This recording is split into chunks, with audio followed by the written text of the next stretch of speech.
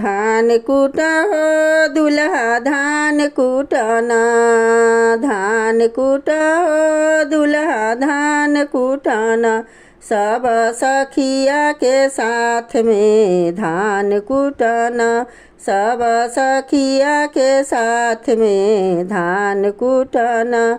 कथी के ओखर कथी के मूसर, कौने रंग धान कुट रात में धान कुट दुल्हा धान कुटना।